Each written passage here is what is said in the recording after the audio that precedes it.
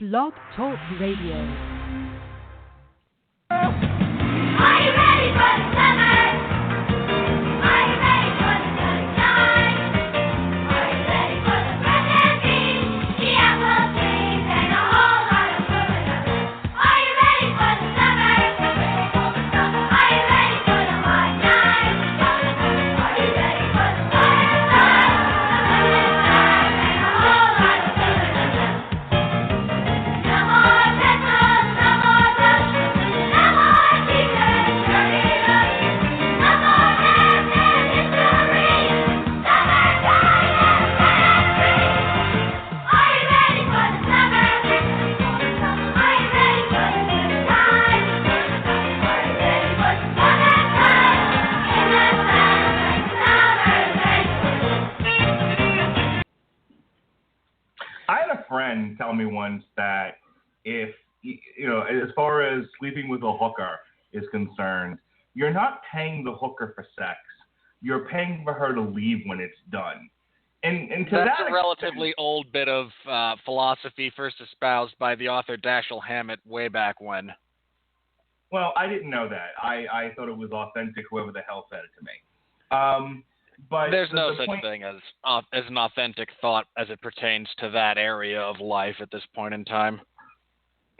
Oh, wait, was that our theme music? Oh, crap. Hi, everybody. Shtick, everyone. Yeah, no, for those of you unaware, that was deliberate. Mark and I had planned to kind of have to open with that kind of a thing this week because I imagine you're all a little bit tired of me ranting about summer, sick of me kind of raining on your metaphorical parades there. This is the Radulich and Broadcasting Network Movie Review Podcast. I'm Robert Winfree. That's Mark Radulich. How you doing, Mark? And tonight we're talking whores and strippers. Screw the movies. Nothing's selling anyway. The supreme irony of, Mark, a happily married father of two, and a single, relatively straight-laced Mormon guy discussing the relative merits of strip clubs and prostitution should not be lost on any of you. Melissa, what do you think about whores and strippers? Good for them. There you have it. Now you have the opinion of a teacher as well. I don't think we're going to be able to go anywhere from her particular perspective, so we may as well get to the movie. Oh. You know what's funny? I've been opening up the last couple of Metal Hammer of Doom this way, where Jesse and I will start talking, and I won't be done saying what I was saying, and I'll just keep going and, screw the introduction. Just keep talking. But no, yeah, the whole you don't pay them for sex, you pay them to leave was a Dashiell Hammett line. Now, was it? I didn't know that. Yep. Well, as far as strippers go, it's, you're paying for the fantasy that these really pretty girls would rub up on your junk.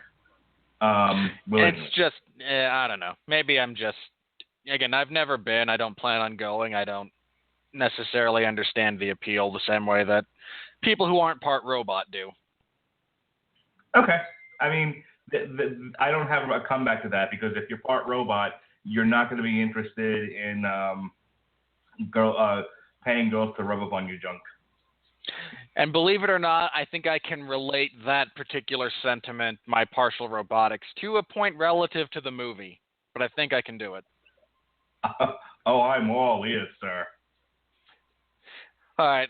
For those of you who are interested in our actual film review as opposed to the random musings of Mr. Radulich and Mr. Winfree, tonight we are reviewing Warner Brothers Pictures' The Legend of Tarzan, which came out Friday, and when we get to the money, boy howdy, are we going to talk about them taking a bath on this one. But, Mark, I'm curious, was I the one I don't think did I recommend this one, or did I just point out that it was between, this and the BFG this week? How was it that before I get into, plot synopsis, how was it that we arrived at Tarzan this week? I didn't know what the fuck a BFG was. Okay, so let me explain that. When I saw the BFG, I assumed it meant the big fucking deal, right? And I didn't know that it was a book because books is for burning. So I didn't do any research on it. I just saw what was out there, and I said, okay, well, Tarzan is clear. Of the movies that were coming out this week, Tarzan was seemed to be the big tentpole picture. So that's the one we're going to go with. It was an easy thing for me to come to that conclusion. Had I known about the BFG and what it was and everything else, and had I known that my wife was going to insist that we go see it, I might have skipped Tarzan altogether. And I kind of want to talk about this at some point during the review of the cultural relevance of Tarzan. Is there any? You don't have to answer that right this second, but I do feel like it needs addressing because Lord knows there's not much else to talk about with this movie. Well, I think I brought that up last week, just as far as them fighting an uphill battle to get people to go see this movie. Then we can revisit it because I was sitting there as I was watching this movie. I couldn't get that thought out of my head of does anyone in 2016 does anyone care about the white savage? I mean, well, we'll get to it. All right. I tried to tell you that the BFG was an adaptation of a much beloved Roald Dahl children's book. As well, children not being, like the infants, but, latter part of your elementary school education, I think was when I started kind of getting into Roald Dahl. I never read it. I mean, not doing shtick anymore. I don't actually burn books, ladies and gentlemen. I don't recall this ever being a book that I had to read or this is not. Twas not canon when I was a youth, when I was but a lad. If they ever make a Johnny Tremaine movie, I can speak intelligently about that. Well, sure. It was more geographically relevant to you as well. Yes, that's true. And I can never hear Johnny Tremaine without imagining Peter Griffin drunk reading in a library. There's a lot that makes Peter Griffin doing it that much better. Yeah, I know. Believe me. All right. Here is my plot synopsis for The Legend of Tarzan. First off, this is not an origin story, and I thank whatever deity I need to thank for that, because I don't think I could have handled it. This is also not a continuation of Greystoke, The Legend of Tarzan. No, this is kind of a standalone thing. We are told Tarzan's origins through flashbacks.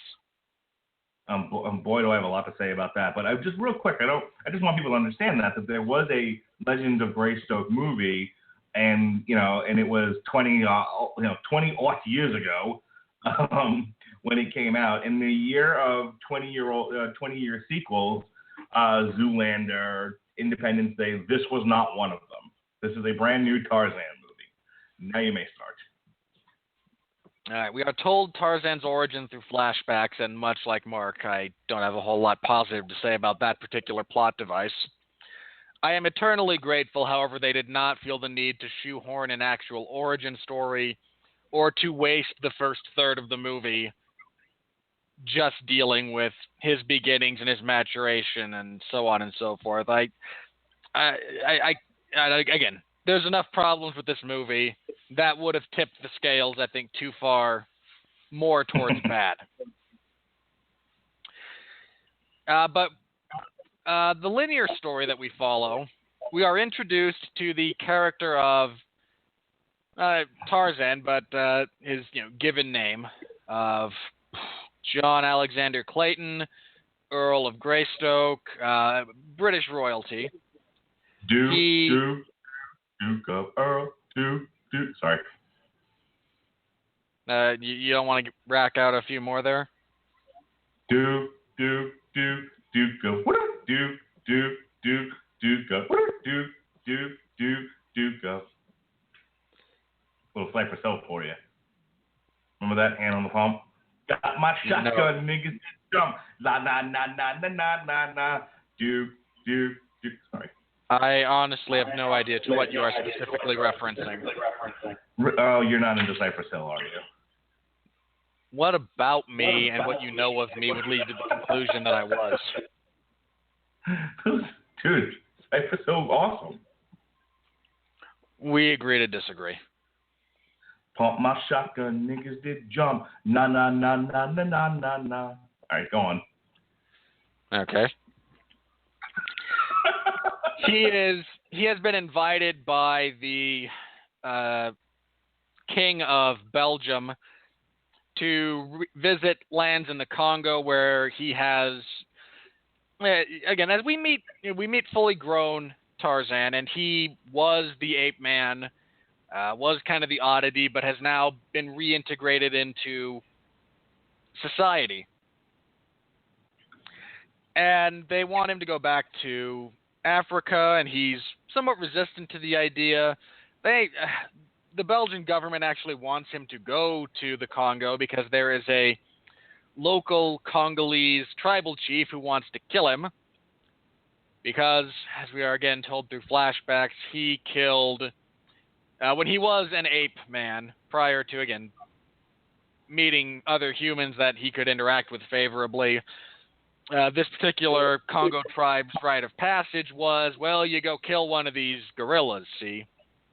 Because they're vicious.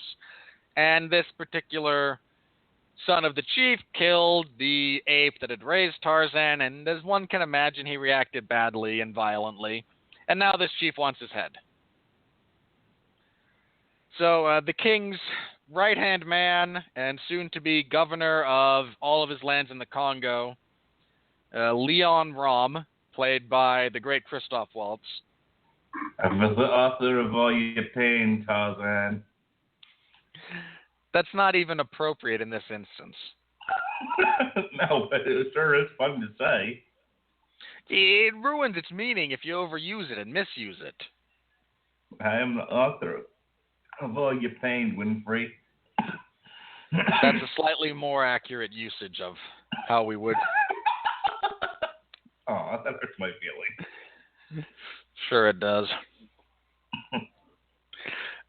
Anyway, again, so there's that plot to get him to come to the Congo so we can hand him over and then be paid in pounds and pounds of these apparently very rare diamonds that are found only in this one particular region of the Congo, which is necessary because the Belgian Empire has basically bankrupted itself, setting up an infrastructure in this part of the Congo so that they can exploit and mine and profiteer and be those evil imperialists. I have a major gripe with aspects of that, but it's a personal gripe and not necessarily one relevant to the film. So I will preface it as such and save it for later. See, that's how you separate objective criticism from subjective criticism, rather than simply mushing it all together. Tarzan agrees to go. He brings his wife, who was also kind of raised in there with in that part of the African jungle with her father, who was a missionary there teaching English. So they're both very, close to that place spiritually, and they've invested in it. They grew up there, so they both go. They bring Samuel L. Jackson along for no discernible reason. I mean, the plot gives you a reason.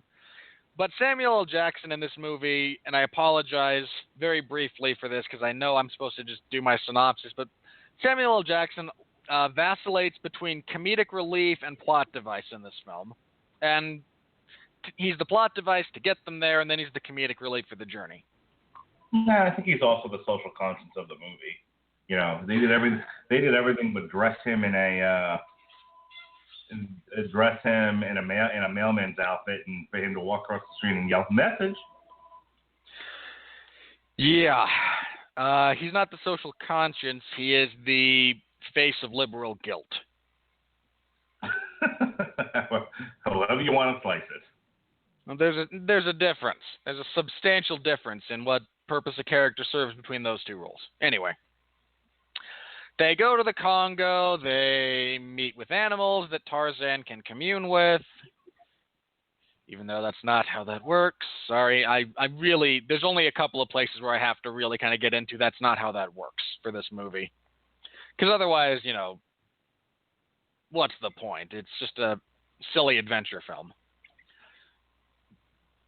They are ambushed by Rom with his, army of mercenaries, who we are very clearly made to believe are mercenaries and not the good people of Belgium, because we can't have nationalistic enemies at this point in our popular culture. I don't know who to thank for that sarcastically, but there's somebody, I'm sure. Tarzan escapes, but they kidnap Jane, and he then engages in a chase. They make a big deal about how the Belgian government is engaging in slavery. I don't know why they made such a massive deal out of that, but they did. Tarzan is able to kind of reunite with elements of the ape family he left behind. It involves a pretty vicious fight with a gorilla.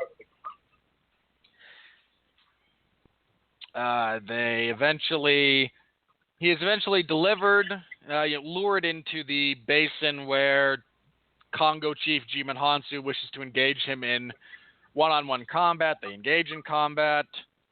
They very nearly kill each other. Tarzan nearly kills him. They stop because the powerful words of Samuel L. Jackson to a group of people who, apart from their chief, probably have no idea what he's saying, convince him that the native tribes of the Congo should put aside their petty differences and unite to fight the invaders. I really need to yell about the myth of that later on too, but I will when I get to that point. Tarzan then orchestrates a giant wildebeest stampede, and it's sad when your $180 million movies, wildebeest stampede looks worse than the one done by The Lion King, but there we are. He frees the slaves. He drives off the imperialist encroachers. He gets crocodiles to eat Christoph Waltz. He convinces the Belgians that this is not a valuable use of their time, manpower, and resources, and decides that he does not like society. He wishes to live in Africa with his wife from that point forward. Did I miss anything, Mark? I mean, as far as the plot synopsis goes, not really. There's not a lot of plot here. No. Let me first say a couple of things just in general. This movie is a slog to get through. Normally, if I nod off in a movie, it's generally not, because the movie is bad necessarily. It is literally just because my sleeping schedule, due to a variety of reasons, is just fakakta. So I am prone to a drift here and there, as I like to call it, the heroin nod. This is a movie where I was so bored in the first half an hour of it, I literally did go to sleep, hoping that when I woke up, something fun would be happening. So that being said, I hated I thought the movie was okay. I came away with a deep sense of meh. I feel this movie in terms of overall quality is on par with Independence Day Resurgence, which is not a compliment necessarily. Well, like I said, I actually enjoyed Independence Day. With this one, it was kind of like if I hadn't already agreed that we were gonna review it, I don't think I would have bothered to go see it. I just don't care enough. But more than that, I was at least, when I realized that the movie, takes place after he's already left Africa, and this was, this starts off with him in England, I was actually excited by that because I wanted to, because I was interested in life after, he was raised by the apes, and then they kept going back to it, and I was like, and I'm thinking about, the use of flashback in cinema. And I'm thinking to myself, what is it about about these flashbacks are telling you anything you didn't already know? He's married to the woman. he obviously shows a deep affection for her. So you're going to show a flashback of him falling in love with her to tell you that he's in love with her, which you already knew by watching the contemporary parts of the film. Like, that's what I mean by it's boring. The first 20 minutes that aren't having to do with Christoph Waltz don't reveal anything about the characters. There's one reveal that gets dealt with pretty quickly, and that was that she lost a baby. And again, it had nothing to do with them meeting in Africa. So the whole time I'm watching this, I'm like, they're going back to these flashbacks. I'm like, they just stopped the movie cold. They stopped the tempo of the movie cold, and they don't really tell you anything you need to know. And I felt like by the end of it, all I wanted to do was, I mean, the CGI stuff aside, which I'm not going to fight with you about. You think the CGI sucks, it sucks. I don't really care. I thought the wildebeest stampede at the end and all the stuff with the animals, killing the humans was the best part of the movie. I really did. I had no use for just about any other part of it, and I kept looking around at who else was at this movie, and it was a lot of women were there. Alexander Skarsgård is either in a very nice suit or shirtless for most of it, and he's an attractive man. Well, that's what I'm saying. Like, it seemed to be the appeal of this movie was to people who just wanted to see an action adventure film. So there were a lot of minority families there, a lot of kids, and a lot of women. And so I was like, okay, so the only appeal of this is like, this was the action film of the week, and you get to see Alexander Skarsgård half naked swinging through a jungle through most of it. That seemed to be my wife just went woohoo. So there you go. Other than that, there's really no other appeal to this movie. Certainly nothing that really kept my interest. Like I said, overall, and then of course you have the canard of, this is this is really an apology about slavery. And I thought, but they didn't do that very well. I mean, when you think about it, what do the Africans do to help themselves in this entire movie? Nothing. They are saved by Alexander Skarsgård, and they are made to look like victims for the entire movie. The tribe that he saves don't ever have an opportunity for revenge. It's the animals that do the damage.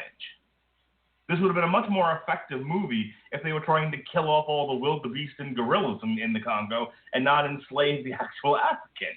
Then at least when they got their revenge, I could say, okay, see, look, the animals are getting theirs, and giving the humans the business. Instead you have this whole subplot about the Belgians are trying to enslave the entire Congo, and they're just victims for the entire movie who do absolutely nothing to help. You have that one little band that helps him, but once they're on the train, that's the last you see of them. Like, what was the point of any of this? So I just thought it was not a well-written movie. I thought there was a lot of concentration on things that didn't matter versus things that kind of kept the plot moving forward. And Samuel L. Jackson is pretty much wasted in this entire thing. There's a lot of wasted talent in this movie. The only one I can say who does, this is gonna. I don't know if this is gonna sound like a compliment or not, but at least Margot Robbie is fine. She does her best to play an American woman, dealing with the situation, and I don't know. I think she tries to help herself out in her situation a few times, and doing the best that she can. So she's not a completely do-nothing female. She's got verve, she's got fire, she's got those. I like those on a woman. Johnny Dean. She's got spunk, she's got flair. She's a fine American woman. American woman. I went like ADD tonight with this podcast. Yeah, you did. But she's okay, and like I said, my wife said, Alexander Skarsgård, hotsy. Margot Robbie's American accent is fine. Other than that, I could take her or leave her. Yes, we've had this discussion. Which is actually how I was going to kind of tie back my partial robotness into this discussion. But I mean, that's really it, Robert Winfree. I just felt like I wasn't sure who this movie was supposed to be made for. I felt like they focused on the wrong parts of it, and that overall I was bored. I was bored unless he was fighting animals. Then I was interested. Well, you were also entertained by the latest Turtles movie, so we all need to keep your particular proclivities well in mind when you say something like that. Well, as you said, I am a part of this show, and that's my opinion. I know. The same way you have to consider that I hate CGI more than just about anything else in film. A bad CGI, I need to qualify that. And that I hate really, really mindless action movies because they border on porn. It's just like, here, stuff blows up. Okay, so what? Well, stuff blew up. So but that's the thing, what? like, you keep wanting to compare this to Independence Day. I thought the stuff blowing up in Independence Day and the story by and large made sense and that it flowed. I mean, what do I say, with a lot of these movies that we've reviewed over the past couple of weeks? Did the story flow from one scene to the next? Was the plot largely consistent within its own universe? Things of that nature. My problem with Tarzan is the answer to all those questions. In the case of this movie, is no. I don't think it flows at all. I think every time it started to go somewhere, they went to a fucking flashback that didn't tell me anything. Yeah. And look, when I said right after I saw this movie, this was not nearly as bad as I thought it would be, which ought to tell you something about my expectations. I thought this would be. I was more than prepared for this to be the worst movie we had reviewed so far this year.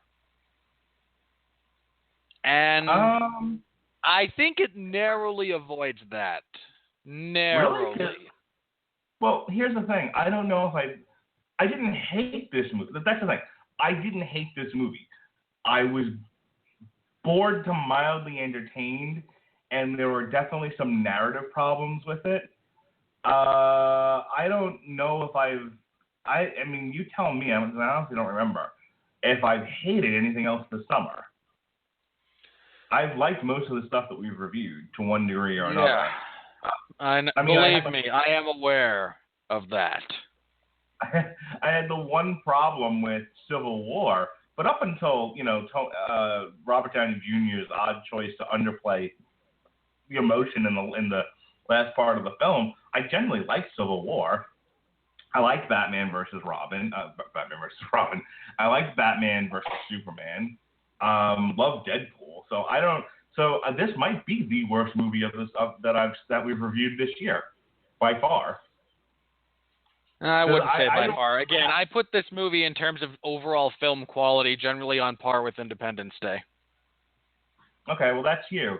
I'm going back to all the way at the beginning of the year. I'm thinking like we reviewed Pride and Prejudice and Zombies, and I like that more than I like this. Really? Yeah. You are an odd one.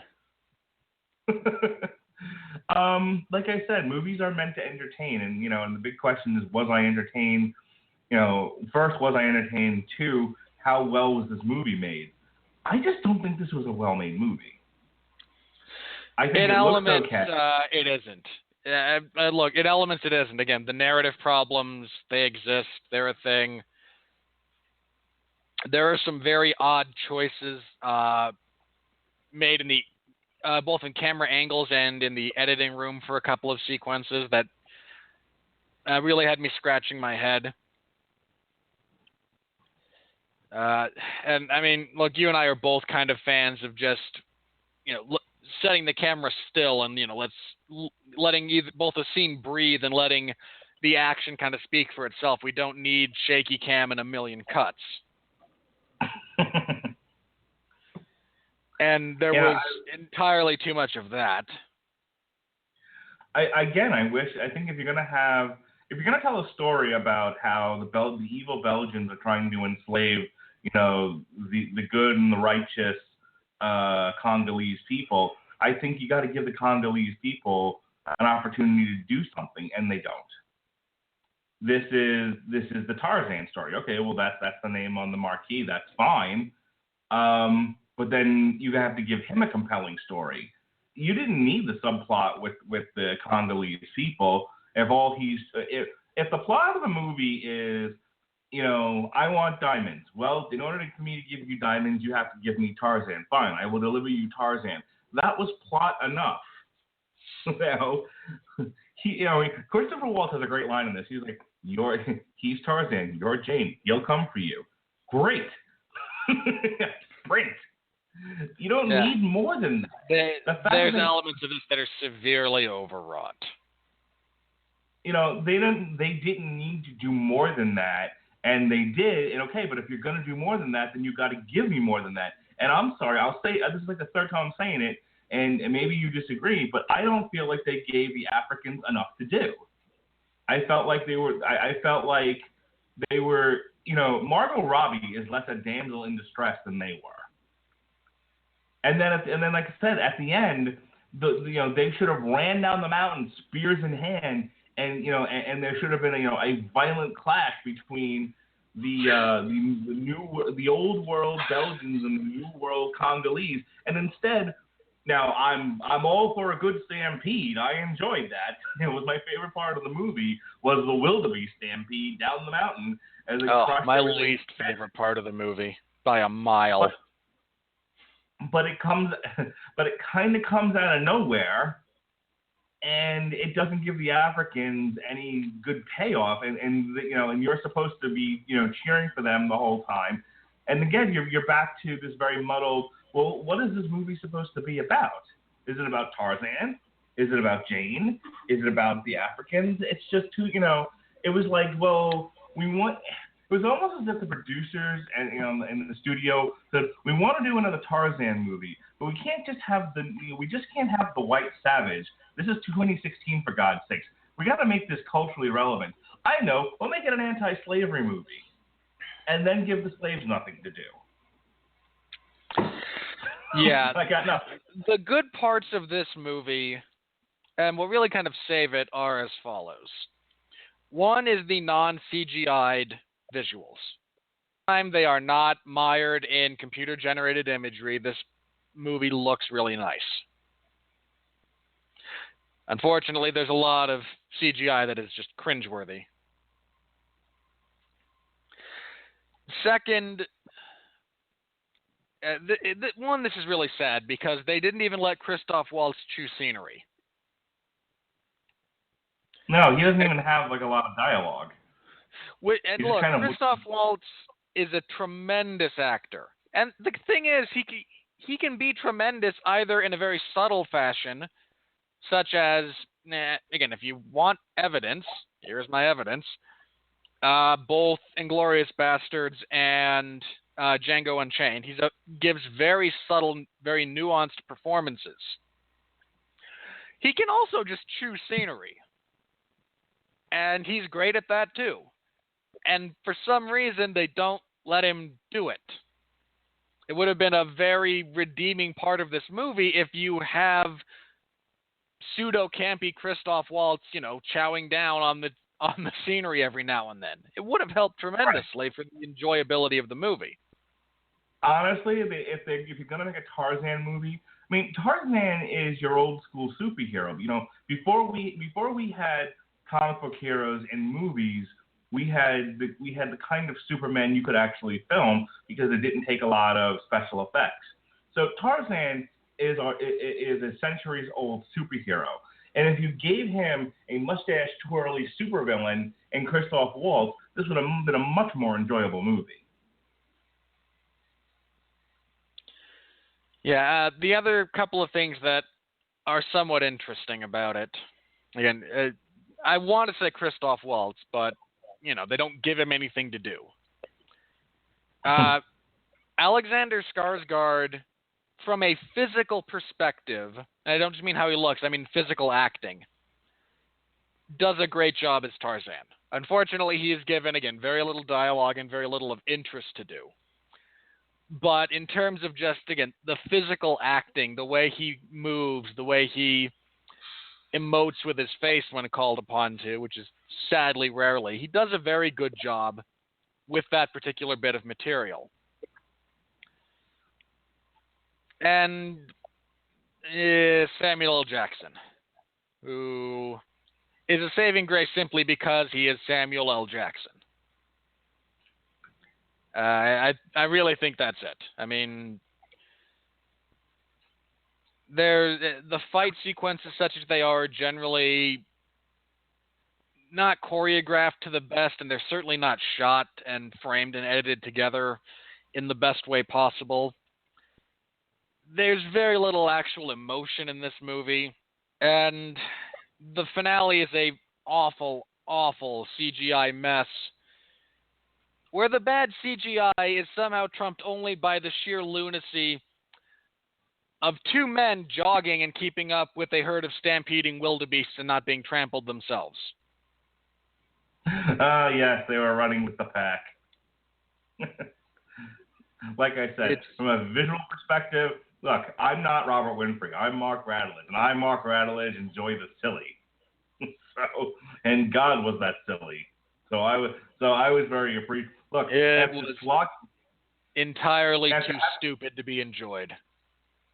That's it, says you. After slogging through that movie, after having to get through all the ridiculous flashbacks and subplots about the European politics pre-World War I. Trying to take over the Congo, I was happy to see a good old-fashioned mauling. I just wish there would have been more animals involved. See, that was nothing. It was an odd choice to go with wildebeest because it isn't as like they killed the Look, this is just film 101. You have to have things that pay off in the movie, so you have your cheer moments. And so there's no scene where they abuse a wildebeest. There's no scene early on in the movie where Christoph Waltz is molesting a wildebeest. So later on, when the wildebeest trample everyone, you're like, yeah, got him, revenge, So there is a bit where I think they kill the gorillas, and so it would have made more sense for the gorillas to stampede. But there aren't enough gorillas to overwhelm a massively armed camp, and there are enough wildebeests. Well, then you have to do kind of a lion guard thing, where it's not just the wildebeest, but it's also but it's also the gorillas and the giraffes and the rhinoceri and the hippos and the alligators. Everyone's in there. That's the thing. They didn't go far enough. Okay, Robert Winfree, they just didn't go far enough. They had the wildebeest in there. They needed all manner of beasts to come running into this thing and trample, and there should have been multiple shots of humans being mauled by various animi. I'm not sure I can adequately process that particular theory at this point in time. You're going to be thinking about it later. You're just going to be all night. You're going to be haunted by the idea of a variety of safari animals. It was bad enough that they somehow got these gorillas and these lions on the same team to stampede the wildebeest. I think if we add too much more into that, I would have just lost it. I mean, it looked bad enough. It was stupid enough in general. I mean, that extra step might have worked for you, but it would have just been like the final straw for me. Oh no, it would have improved the movie a great deal. I could have forgiven a lot about this movie had I seen a ridiculous multi-animal stampede at the end. Instead, we just got a ridiculous-looking animal stampede. Meh. All right. Mark, I really just need you to agree with me about how bad the quality of the CGI is in this movie. Sure. For the sake of argument, absolutely shit CGI. I mean, we're not talking sci-fi original movie here, but we are talking visibly noticeable differences between non-computer generated imagery and computer generated imagery. And it's really sad because, and the gorillas are kind of what killed this movie for me. I saw the trailers and saw the gorillas and went, just a couple of years ago, Mark, you and I both reviewed, we on this show, we reviewed Dawn of the Planet of the Apes. which was, the sequel to the reboot of Rise of the Planet of the Apes.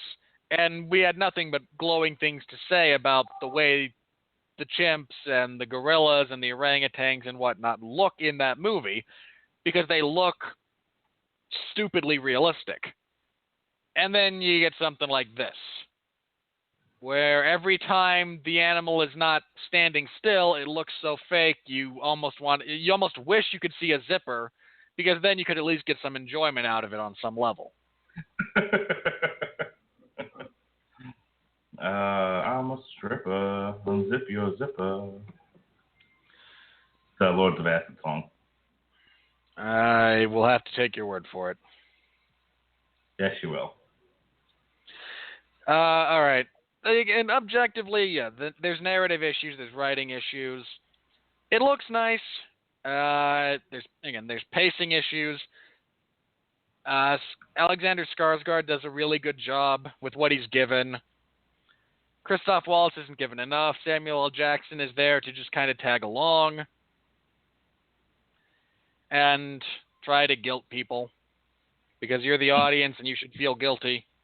Only about spending money on your movie. Yeah, that's really it. I like I said, I came away with a deep sense of meh. I guess before we get into the money and all of that, we can talk about this, and I do think that this does bear having a conversation. Does Tarzan even make sense in 2016? I mean, when you have Captain America and you have Superman and Batman taking up the screen, and you have Star Trek, and you have all these properties out there, to what relevance is there in Tarzan? What part does he play in our cultural economy? I don't understand why the studio went out of their way to even bother to make a Tarzan movie. I couldn't tell you. I really don't know what inspired them to make this movie, unless it's a rights thing. Make it or you lose the rights? Yeah. And I don't know that to be the case. I'm speculating here. Because short of some kind of contractual mandate, I'm really kind of with you as to being at a loss as to what inspired studio executives to sit down and go, what we really need in 2016 is a Tarzan movie. Disney couldn't sell Tarzan back in the 90s.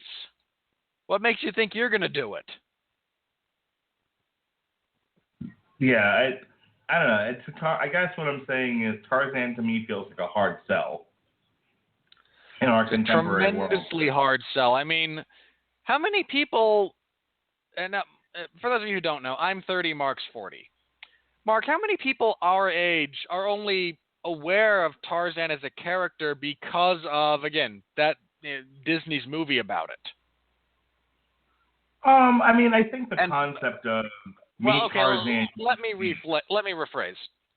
How many of us of our age are aware of it on anything approaching a relevant level? I mean, to some degree, Tarzan is a bit within culture. Me, Tarzan, you, Jane, the Tarzan yell. These are things that exist and will exist in our culture to one degree or another. But by and large, I mean, I think it's Gavin Napier who pointed out that the best Tarzan movie made to date was actually George of the Jungle starring Brendan Fraser.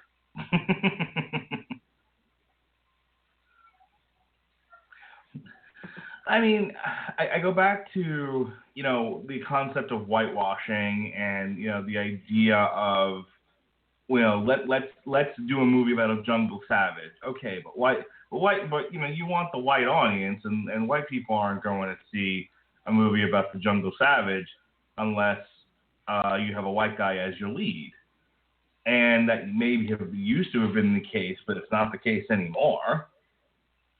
People will go see all kinds of things now. And I don't know. That's evidenced by us doing this show on a weekly basis. But I mean, like I said, you don't have the issue of necessarily race playing a huge part of this. I mean, Careful, you're going to angry up the liberals. well, I don't. Well, I mean, let's look at the next Ghostbusters movie that's coming out. You have 4 women. Why must you bring that up on every show? Well, this time I'm actually bringing it up to make a serious point. All right. That you have a situation where they are rebooting the property, and it's got 4 women as your leads, and one of those leads is black. And it's tracking to make a $50 million open. So the movie's going to do okay. I'm not doing my shtick where it's going to make $1 billion and all of that, but I was just reading today that it is tracking well, so the movie's going to be okay. And we'll talk about that. Much as I wish it would, it probably will. So obviously people, internet trolls aside, are not unwilling to go see a movie that has 4 women as your lead, and one of them is black. Hey, so again, I go back to... I object to being called an internet troll in that particular respect. Shoe fits, baby. Shoe fits. I have no interest in seeing it because the humor is not at all what I like in a movie. You're missing Nothing my else point. about that is relevant. But you're purposely being obtuse. No, I'm not. Well, because we're talking about what purpose is there to have Tarzan in this world. Why make it? Why make another? I mean, the answer might be as obvious as, well, because Tarzan exists and people know it, and and the idea is people will go to see a known entity. People are more likely to spend money on known properties versus trying to break in with something new entirely. But this movie isn't doing well. No. I mean, that's just going to transition into any. So hang on, I have a really brief thing, kind of along those same lines, that I want to get out of the way before we get into the money. Okay. I am really, really, and look, this is personal. This is not an objective criticism of the film, except that this subject material is a bit ham-handed within it. All right, their handling of it is relatively poor. That's been discussed. What I'm about to say is purely subjective. This is just me. This is not me talking about film craft. I am really sick to death of this. I don't know if it's supposed to be guilt. I don't know what it's supposed to be, that filmmakers keep trying to cram down our throats with crap like this. I am sick to death of, civilization and technological advancement and, civilized society. These are dull. These are boring. These are bad. Places like, the wilds of Africa, that's where it's at. That's where you can live. Yeah, and you can live to the ripe old age of died in childbirth. I am sick to death of that myth. I am sick to death of the myth that in the face of an overwhelming enemy, in this instance like the Belgians, all these disparate tribes within this region will put aside their generational hatred for each other and come together and drive out the evil conquering army with their inferior technology. No. That's not how that works. It is a myth perpetuated by some deep-seated cultural desire to eliminate a bit of the guilt, because expansion on an imperial level is a violent and in many ways terrible thing. It is. Not going to defend it, not going to pretend it isn't. I will not be made to feel guilty about something that happened hundreds of years ago that I had no part in and could not possibly have affected one way or the other. That serves no purpose. If it were possible, Mark, how long, we're what? Less than 20 years removed from the Rwandan genocide? Sure. less than 20 years ago. That entire country shuts down while one tribe attempts to wipe from existence the other one. Because they were slightly either darker or lighter than the other tribe, if I remember correctly. The reasoning is irrelevant. The point is it happened. Not really. I think the reasoning is very relevant. It was that idiotic. Okay, fair. I understand your point there. Yes, it was that stupid. That's the kind of culture, and this is not just about, African tribes.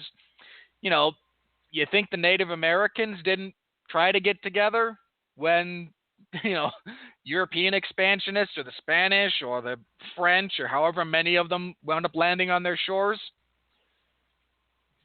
The notion that these different, and they are different cultures with generations of either agreement and amicability or enmity, could put it aside, is ludicrous. Absolutely ludicrous. It's actually a figment of, for want of a better phrase, European expansionist thinking, that there is a, Congo tribe nation. No, there isn't. There are, in this particular sense, there are different groups, different tribes that maybe get along and maybe don't, but no overwhelming enemy. I mean, this bothered me simply because Margot Robbie sent out that one guy, rally the tribes and let's get help. Well, if he wandered towards the wrong tribe, he'd just be dead. These are just myths that are perpetuated by poor elements of storytelling. And personally, I am more than a little sick of it. I don't know. I hear what you're saying. And this it's your show as much as mine. And if you want to go on your soapbox and talk about something, be my guest. I don't know if I care enough. I just don't. Look, and that's my thing. My part about this is, this was just, in this particular instance, one too many movies that I saw it and I banged my head against the seat in front of me in the theater and decided that, this time I actually feel compelled to talk about it a little bit. Because it's a trend, it's a stupid trend, and I really want it reversed. I want us to get away from it. And the only way I'm going to potentially affect that is to bring it up on a platform where people other than those around me in the theater or in my own immediate family will hear me. Okay. All right. And with that, Mark, let's move on to the money. Oh, I got to hit the button? Yes, that's your button. You press that button. I pressed that button. Who, I me? hit the other one. Yes, you. You can't find it, can you? No, I've hit the button. It's not doing anything. Damn you, Blog Talk Radio. Let me see if I can find it. Hang on. All right, I'm going to try this. Here we go. Here comes the money. Here we go. Money talk. Here comes the money. Money, money, money, money. Dollar, dollar. Dollar, dollar. Hey, I got it to work. All right, Mark. Let's talk money. Let's talk money. Ooh, doggy. I actually found a really good website today that just looks at box office flops. Oh, here we go. This might be it. Yes, boxofficeflops.com. I have to bookmark this page. I don't know if Tarzan. What an apt title for that particular website. In the meantime, let's see. We have a $180 billion budget. This thing did for the July 4th weekend. It did $52 million at home. It did $19 million across the seas of cheese. Yeah, Warner Brothers is taking a bath on this one, guys. For the third week in a row, Buena Vista Disney Finding Dory was the number one movie. Finding Dory. Well, we both knew that was going to hit $1 billion, right? It isn't quite at $1 billion yet, but it's getting there. Oh, I'm just saying, we both knew that was going to get there eventually. Yeah. Finding Dory is at $563 million, putting that worldwide. It is currently sitting at number 6 for the year. So the top 6 movies in all the world, 4 of them are Disney. One of them is Batman vs Superman, and the other one is Deadpool. I feel like that tells you a lot about what's going on with the world of movies. Yeah, something like Deadpool made a lot of money. It's not a ringing endorsement of contemporary society. That wasn't supposed to be the takeaway, but whatever.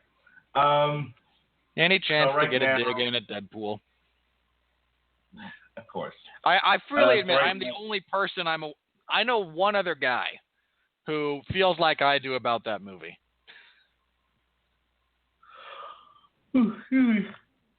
Right now, Legend of Tarzan worldwide is sitting between, but it's sitting at 38 for the year. It's between Miracles from Heaven, and 13 Hours, The Secret Soldiers of Benghazi, which I think also bombed. So, not doing well. No, and the production for this film, you almost have to. This is one of those where I almost feel bad because they started production on this thing years ago, and I don't mean like last year. I mean, need to find the exact date. Hang on. This is riveting.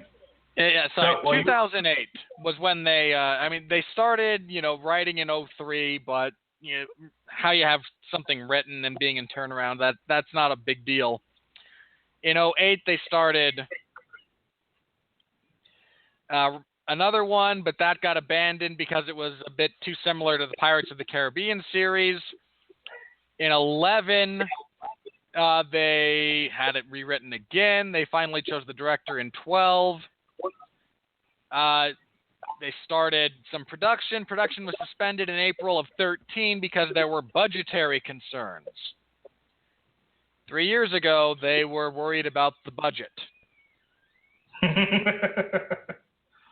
Alexander Skarsgård was cast in 2012.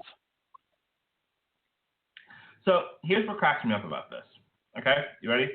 You ready to work? Right. You ready to hear what cracks me up about this? Yeah.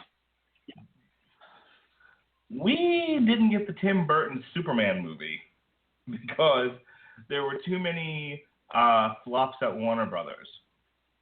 There were too many movies that opened and did not do very well. So we never got. I don't care. I don't care what deity I have to thank that cinematic abomination never came to fruition. I really don't. Well, I'm sorry, but I do. You would have hated that movie more than I would have, and that's saying something. I don't care. The point that I'm trying to make is that they dumped a lot of time and energy. I mean, they had Nicolas Cage casted. They had him trying on different Superman suits. They had sets built. They were, dead set in the middle of making that movie before they finally pulled the plug on it. Meanwhile, look how many years it took them to get Tarzan going, and they were like, no, we can't give up on this one. That's the point that I'm trying to make, sir, is that that they're willing to go to the mat for Tarzan, a culturally irrelevant icon. But Superman, a bona fide ticket seller in 2016, and with Tim Burton at the helm, who at the time, wasn't a sham, and they pulled. He was. People just hadn't realized it yet.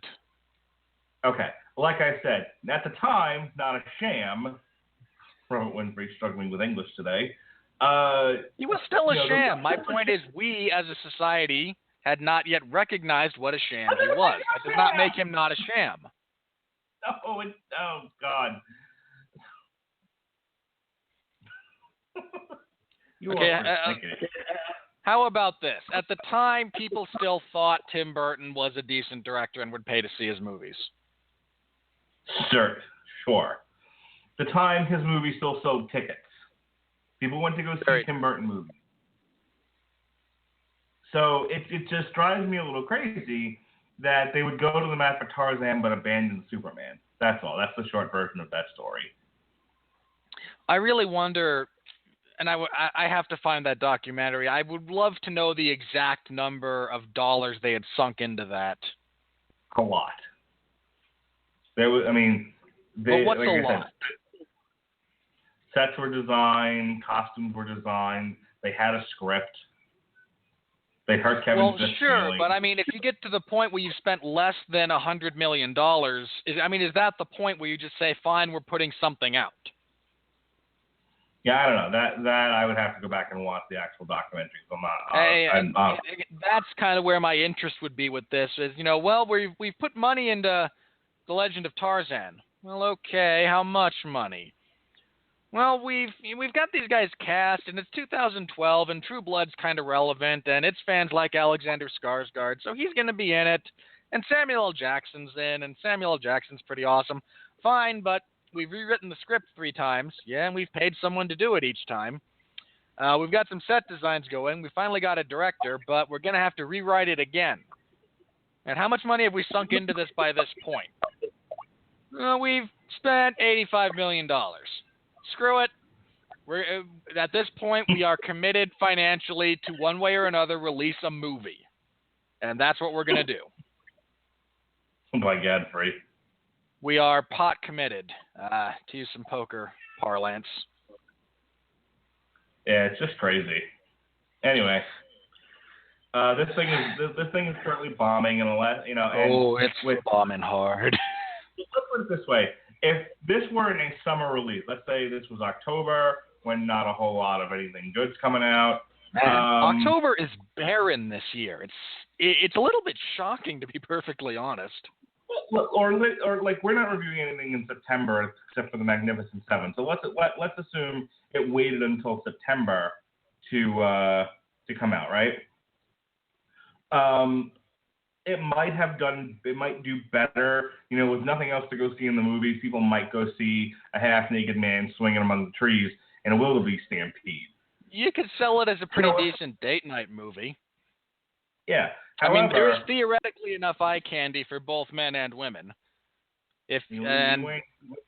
My ambivalence toward Margot Robbie aside, I recognize I do not represent the average heterosexual male in this particular instance. However, now this thing has to go up against all the other summer, still competing against fucking Finding Dory, for example. Next week, this coming week, it's got to compete against The Secret Life of Pets, which is tracking to do extremely well and has got a positive review on Rotten Tomatoes. So, you've got the fact that it didn't do well. Again, it didn't do well critically. And it's got some stiff competition coming up. One this week with The Secret Life of Pets, and then Ghostbusters comes out. So this thing is going to get trampled and forgotten about pretty quickly. Like many extras in the face of CGI'd wildebeests. Wah wah wah. Na na na na na na na na na na na na na na na. Joke's on you. All right, your turn to press the button. Oh, I should bring up Rotten Tomatoes, shouldn't I? What are you doing? Sir, we are going to read the Rotten Tomato reviews. No, God! No, God, please, no! No! No! No! Still no reviews in for Ghostbusters, by the way. Well, they're not going to screen it for critics because it's terrible. However, this got a 35% on Rotten Tomatoes. The Legend of Tarzan did. Which is about right. Got 54% on Rotten Tomatoes, and the BFG, the big fucking deal. Wait, the big friendly giant, for crying out loud. 72% on Rotten Tomatoes. which we'll be reviewing tomorrow. While poor Robert Winfree is dealing with night one of 3 back-to-back UFC shows. My wife and I will be reviewing the big fucking deal. It's a G, not a D. Your interpretation of the initialization does not even make sense. But it makes me laugh. Mike and Dave Need Wedding Dates is 58% on Rotten Tomatoes.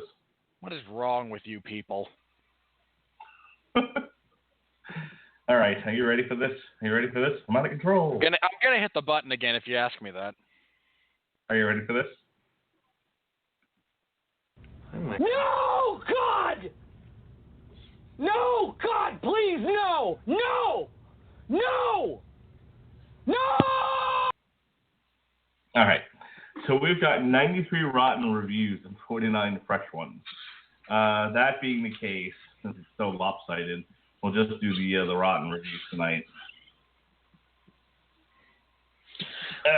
Whichever reviews you think are going to push me towards my inevitable aneurysm, sir.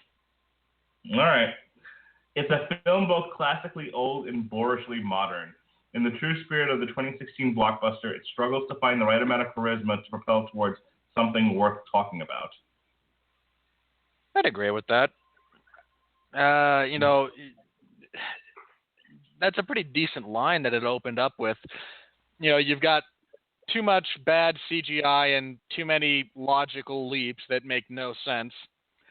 And yet you're utilizing those tools to tell a very old story and muddle it to the point of near incomprehensibility. Let's see here. That was Connor O'Donnell of the Film Stage, by the way. Jay Olson of Cinema Mixtape says, an elegant but incomparably dull action-adventure movie that makes Peter Jackson's lethargic King Kong remake look like an EDM festival by comparison. I actually liked Peter Jackson's King Kong. I know I'm in the minority there.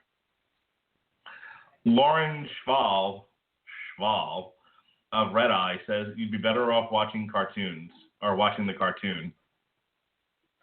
No, I can't support that particular line simply because Phil Collins does the music for the cartoon, and I can't support Phil Collins in any way, shape, form, or fashion. 'Cause I can't dance, I can't talk. That includes you doing bad karaoke about it. Now, how do you feel about Peter Gabriel? Sledgehammer, why don't you call my name? I was not aware that Peter Gabriel was even a person until you did that. Oh, no, you're not familiar with Genesis? Nope. Apparently not. Oh, okay. Big time! Anyway, Brian Truitt of USA Today, top critic, says, well, it looks great with its gorgeous computer-generated foliage and realistic... shut up!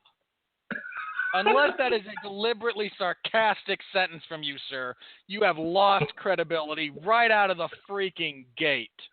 Can I finish? Yes.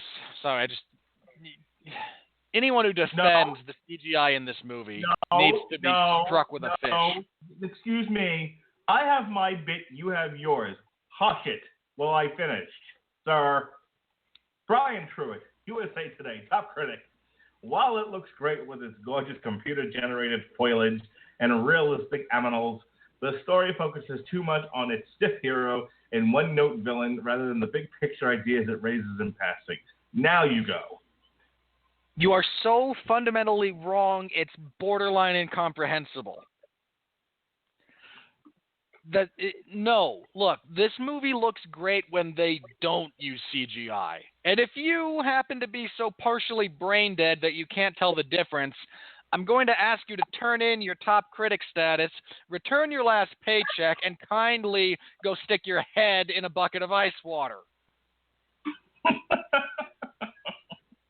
Claiming that this movie needed to focus more on big picture issues is also deeply misguided. This movie needed less big picture and more actual interest in the characters.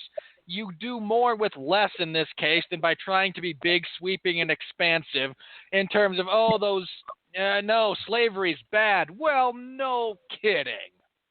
Any other gems of wisdom you'd like to dispense upon us? Midst of your crappy-looking gorillas. Moron. Isaac Feldberg, we got this covered. All the CGI grandeur in the world can't help this Tarzan outrun its uncomfortable white savior overtones. You have completely reversed the issues, sir. Tarzan exists as the white savage. Removing the white savage from Tarzan, and you do not have Tarzan. The CGI in this movie is crap. And unfortunately, it doesn't even have the common courtesy to minimize its use of crappy CGI. It throws it at us willy-nilly. And yet, no, you have the temerity to sit there and type out with any degree of integrity that this looks good. Shame on you. Mara Reinstein of US Weekly Top Critic says the drama is so dreadful that you will root for the apes to eat the evil humans just so it will end faster. Well, I'd root for the evil humans if they gave the evil humans something interesting to do. I tend to root for Christoph Waltz. Christopher Lawrence of Las Vegas Review-Journal says there's simply nothing here worth yelling about. Well, I think we've proven that wrong tonight. Well, there's nothing in and of about the film that's worth yelling about, but you bunch of idiots praising crappy CGI. No, I'll yell at you all day long. Leonard Maltin of Leonard Maltin's Picks. As popcorn movies go, The Legend of Tarzan is pretty good. Yeah, okay. I'll buy that.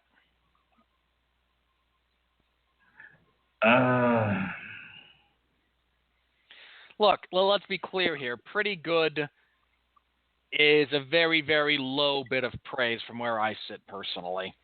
You could probably go see this on a date night with your wife and be marginally entertained while you talk to each other and share popcorn, and stuff happens on screen. Okay. Simon Morado of Student Edge. The Legend of Tarzan sees Swedish clay figure Alexander Skarsgård play Africa's favorite son, which in our socially conscious and politically woke times is like casting Iggy Azalea as hip-hop's chosen one. Wow. Because,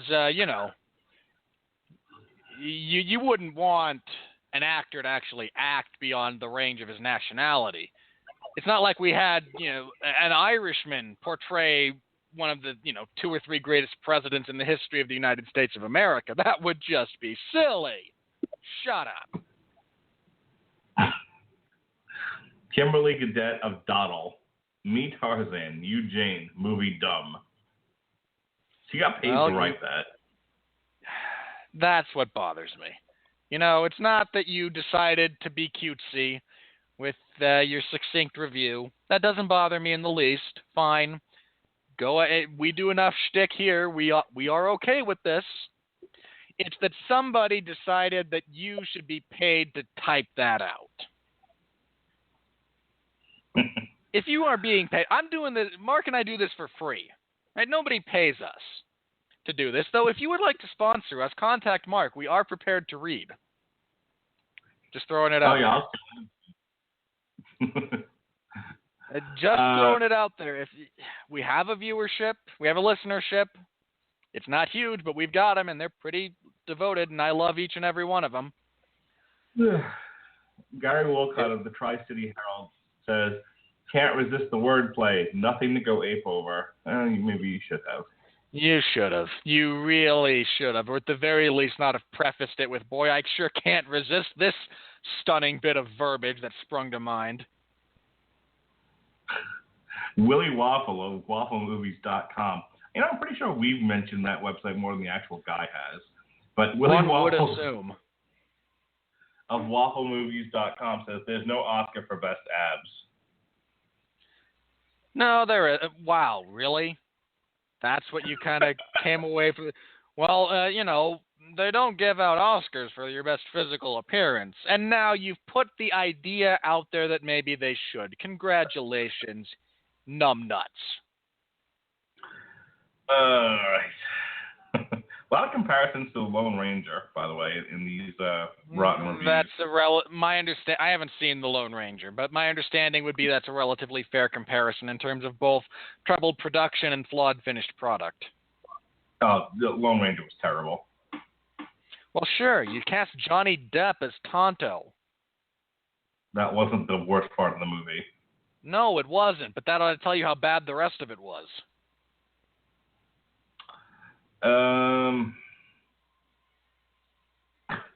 David Edelson of the New York Magazine and Vulture says, and he's the top critic, The Legend of Tarzan plays as if a dog ate part of the script.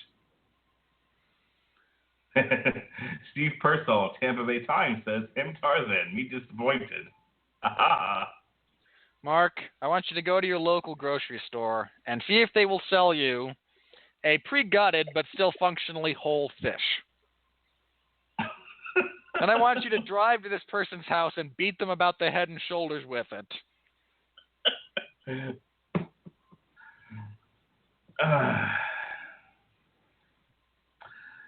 Last one. James Martha of the South China Morning Post says, The Legend of Tarzan integrates state-of-the-art computer-generated animals and foliage into a shamelessly old-fashioned jungle adventure that regularly evokes King Kong and the Jungle Book.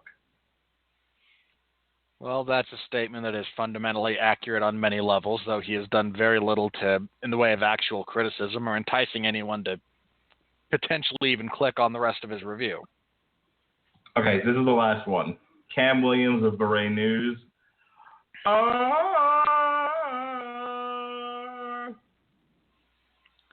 Seriously? I can send it to you if you want. This is what we've come to. This is what passes.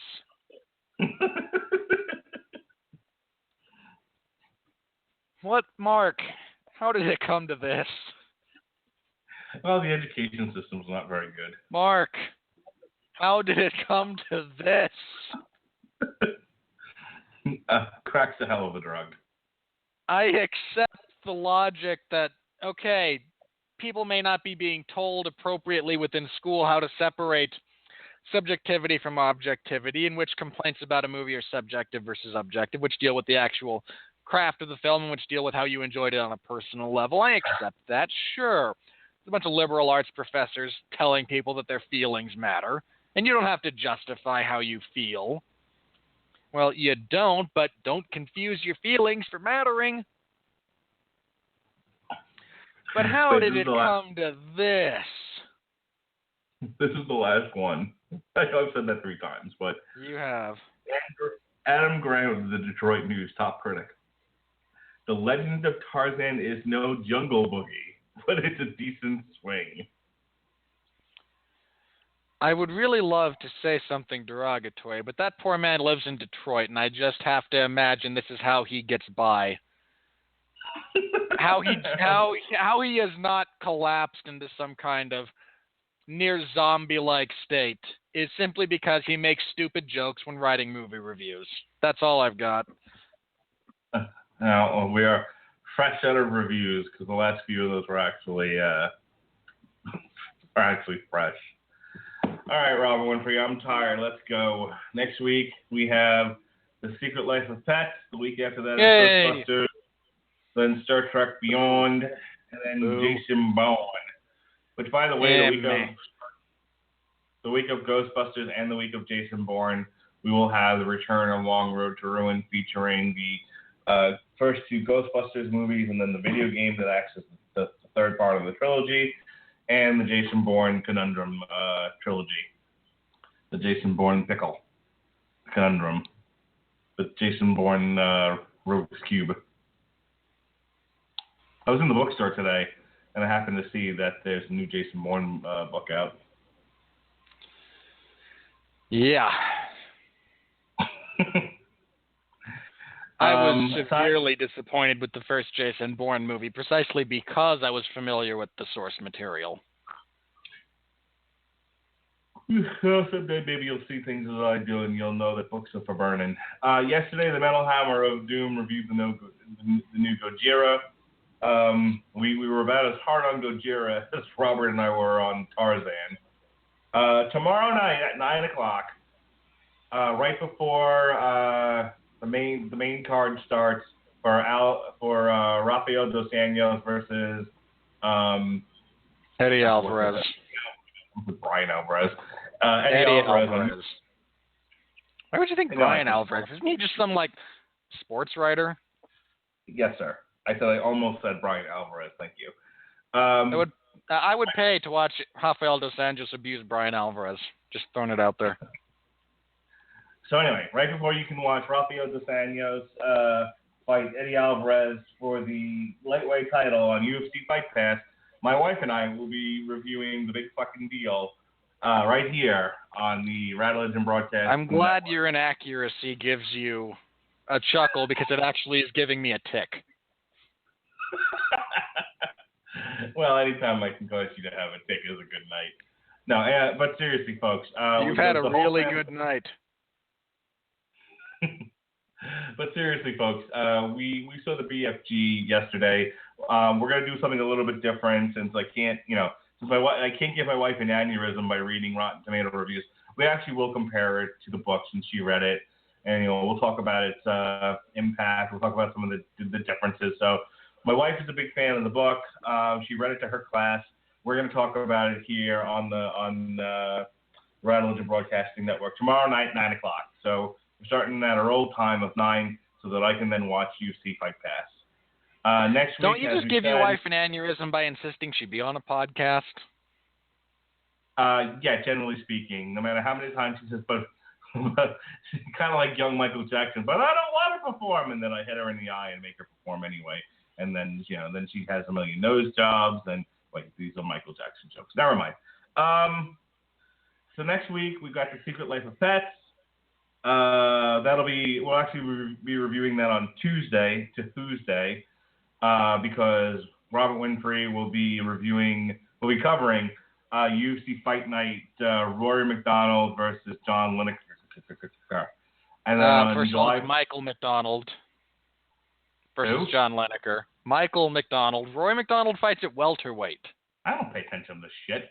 I am aware. That's why I'm correcting you. Because you are making this error genuinely, not an attempt to get my goat. If you were trying to troll me, I'd have ignored it. But because I believe you to be fundamentally mistaken, it's Michael McDonald versus John Lineker, which is the replacement main event, which was supposed to be Tony Ferguson and Michael Chiesa. I was really looking forward to that, but Chiesa got hurt. So Ferguson's going to crush some scrub, which I'm okay with as well. Tony Ferguson's a wild man. All right, so since Robert Winfree will be busy covering Ronald McDonald versus John Lineker on Wednesday the 13th, we will be reviewing The Secret Life of Pets on Tuesday the 12th, and then Metal Hammer of Doom. It's Shit We Forgot month. We're going to be reviewing the Laguna Coil album Delirium, and Jesse Starchill will be very happy. That's all I got. I'm tired, Robert Winfree. I'm tired. Well, starting tomorrow evening at 6:30 p.m. Eastern Standard Time, you can follow along with my live coverage of UFC Fight Night 90. Rafael dos Anjos versus Eddie Alvarez. Fight Pass exclusive card ought to be, it'll be a card. The main event's good. And if memory serves, the co-main event is Roy Nelson and Derek Lewis punching each other in the face until one of them falls over. So Mark will be quite happy. I don't even mean that sarcastically, folks. Mark genuinely loves crappy heavyweights who punch each other in the face until one of them falls over. Woo-hoo! Friday, the card I am dreading for the week. The finale of The Ultimate Fighter season, Who Gives a Crap? Yeah, but your chick is fighting. Your girlfriend.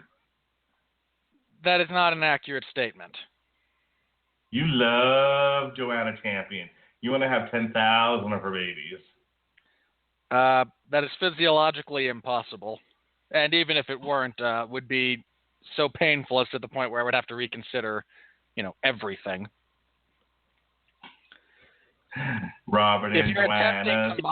If you're attempting to mock my fandom of a woman who is one of the most violent fighters in the sport, you're simply going to fail because she's awesome. Robert and Joanna sitting in the tree. Kissint. But that fight's pretty good. Ross Pearson and Will Brooks are going to fight on that card, which ought to be pretty good. But I hate tough finale cards. Ask me why, Mark. Why, Robert? Commercials. Because these cards take forever. Insert Sandlot forever. Forever. You know what I'll be doing while you're doing that? I'll be at the drive-in watching. You will be suffering as well. You'll be sitting through my Big Fat Greek Wedding too, and you might suffer more than I do. Oh, I'll probably be asleep. That I had that luxury. But no, that fight card is those tough finale cards. They take forever because there's, especially when they get to the actual finals for their crappy little tournament, because no one watches the show, so they have to air a 3 to 4 minute piece on each fighter prior to them actually getting in the cage. So what you get is a fight ends, you get a commercial break, you come back, you get a video package for one of them. You get if you're lucky, you will then get one of the commentators talking and they will set up the next video package. Then you get another commercial break. Then you get a fight. Then you do that again for the other final.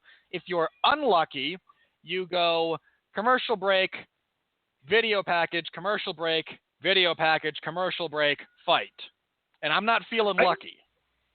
I used to be really good about timing my naps in between fights. You were the king. I remember that. You were the man. I could go to sleep when a fight was over and wake up just as someone was walking to the ring again. Yeah, you were awesome at that. And then so stop by, say hello for my live coverage of that. And then this Saturday, UFC 200, which is a ridiculously stacked card. Every fight on the main card of that event could main event a pay-per-view. Yes, even Travis Brown and Cain Velasquez. The first fight of the night, the first preliminary fight of the night for that event is Jim Miller and Takanori Gomi. That's how stacked that card is.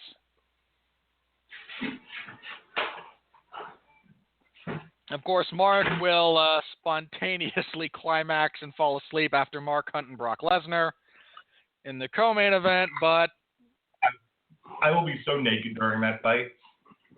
I'll be at my friend's house, and I will be naked. Yeah, I'm sure your friend will appreciate that. He won't have a choice. Yeah, hence the sarcasm. Are you actually picking Brock Lesnar in that fight? I'm just curious. No. I don't see how Mark Hunt doesn't sidestep. Mark Hunt's proven on a couple of fights that it's very hard to get him down. It's not. It's just hard if you don't set up your takedowns and your takedown attempt is a double leg from the outside. Stipe Miocic took him down easily because he did it intelligently. Well, either way, I don't know. That's kind of Brock Lesnar's only hope is that he can successfully complete a takedown within seconds into the fight, and then just lay on top of Mark Hunt and hit him with pillow fists until the round's over. Brock Lesnar does not have pillow fists, Mark. If he gets on top of Mark Hunt for any prolonged period of time, he's going to smash him. I don't know. By the way, have you heard that Frank Mir wants out of the UFC? Yeah, I heard that. I don't care. Frank Mir hasn't been relevant in the last 3 years. Well, he got fat. He's fat. I'm wondering what his deal is. Like, does he want to go to He got Bellator? suspended. He failed a drug test. He just got knocked out. He's on a massive losing streak. I don't know. I don't care about Frank Mir. Okay. He just got knocked. He's probably still a little bit loopy from that right hand Mark Hunt landed on him. I like watching him make Frank Mir lose fights. I wish he'd lose a few more. Well, he can go to Bellator and lose them there then. No, he'd probably be a champion in Bellator. I don't think he'd beat Minikov. I suppose. All right. Anything else? So those 3 consecutive nights of coverage, I will need all the support I can get because I'm going to be borderline burned out. Then this Sunday at a special start. This Sunday at a slightly special start time of 9 p.m. Eastern Standard Time. I'm bumping the start time back an hour because I've got family in town and I want to spend some time with them. Shocking, I know. Is it Joanna Champion? Family, Mark. She's your wife, isn't she? No. What would lead you to make that completely irrational conclusion?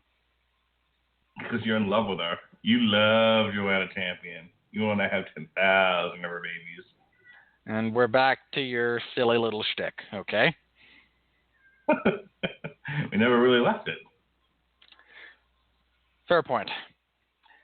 Anyway, this Sunday night at 9 p.m. Eastern Standard Time on the 411 Ground and Pound Radio Show, we will be reviewing all 3 of those events and previewing Fight Night 91 from somewhere in South Dakota.